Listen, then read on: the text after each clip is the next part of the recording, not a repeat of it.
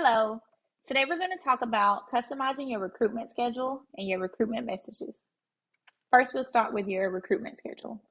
So first you want to log into your recruitment, into your interface, and go down to your recruitment schedule section. It should look like something like this. There are 4 simple steps to customizing your recruitment schedule. First, you'll enter the first date of your spring term. For simplicity purpose, I've already selected January the 3rd. And then you'll enter the last date of your spring term. This will generate the earliest possible recruitment start dates for your term. Once it generates the recruitment start dates in this table below, you'll review your options and select your preferred start date. It's important to note that recruitment start dates and recruitment schedules are pre-built templates, and so these are only available essentially on a first come, first serve basis. So if too many, or if the spots are full for, let's say, these early dates here, they will not generate for you. So this particular table will only show you the dates that are available if there are not too many institutions running on the same recruitment schedule. And so I'm going to select March 6th as my preferred recruitment date. When you select your preferred recruitment date, it'll generate a tentative schedule for you. And it'll also include a column that has an option to skip your spring breaks. If your schedule generates a date that falls during spring break, or something where your campus may be closed, you do have the option to skip it, in which case you'll click the arrow to generate new dates. And you'll continue to do that until you find the date that works for you. Now, if this works and this looks good for you, you'll hit submit schedule. If it doesn't work and you want to try again, you just say start over.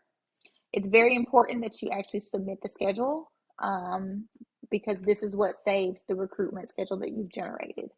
Do not wait until you've done the rest of your recruitment pieces or the rest of your customizations to hit submit schedule. This is very important to save. So I'm going to submit this schedule. From there, we'll move on to your recruitment messages. The primary method that we use to recruit includes emails. And so you get up to 8 recruitment messages that can be sent to your population file. And so with that, 5 of those messages come from NSSE, and you and your institution can send up to 3 additional messages from your campus. And so these can be significantly customized, but you have to use NSSE's IRB pre-approved templates for these. These are already built into the messages that we have available for you in the interface. But you'll select on the messages, it'll show you a preview, and then you go to edit. So these can be pretty highly customizable, but again, there are some pieces that are fixed because of our IRB requirements. And so you read the directions here. You can customize the from name so that it appears to come from someone that they know and trust on campus, so like the president or the provost. Please use caution when you customize this field.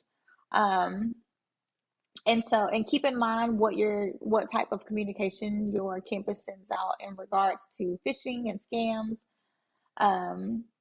So we recommend institutions retain NSSE as the from name, just so that we can make sure that it matches the from email.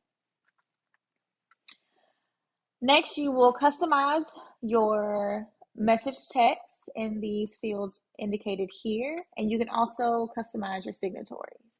The signatories are neat because you can also update whether or not your signatories appear on just this particular letter, all the letters, or selected letters. So if I want the associate dean to be the signatory of message 1 and 5, but I want the president to be the signatory on messages 2, 3, and 4, then I can make those customizations as I go through and edit each message. I'm going to return this to just this letter, and then I'm going to scroll down to the rest of the information. And so the next field that you can customize is a school-specific footer to your email messages. You can include that here.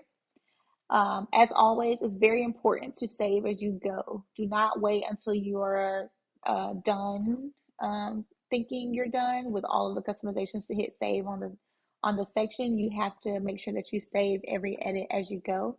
So I'm going to save these little not really edits that I've made to this message here. From here, you're pretty much done with customizing that particular recruitment message. You can go forth and select all of the messages and individually customize those from here and return to the main page after you have done those customizations and made sure that you save every time that you customize or edit one of the messages. That's essentially recruitment messages and the customization of them in a nutshell.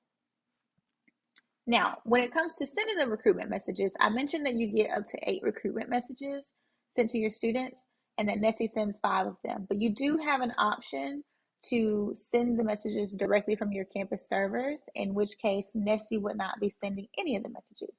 So if you would prefer to send the 5 messages from your campus servers and not have us deliver them for you, you'll use this checkbox to indicate so. This might help with some email delivery issues and making sure that our emails don't get caught up in spam filters and ensure some delivery. And so this is an option that you can take. In terms of the additional messages option, again, those 3 additional messages are completely optional, and you will indicate to us if you want to send the additional messages by checking this box here. When you do your additional messages, you want to make sure that you use the IRB approved templates to create those messages and consult our NSSE do's and don'ts document for customization guidelines. You can also make sure that if you're offering an incentive, be sure to include the incentive text that you submitted to NSSE in your additional messages too. It's required by IRB. So that summarizes your recruitment messages and your recruitment schedule. If you have questions, make sure that you reach out to your project services team.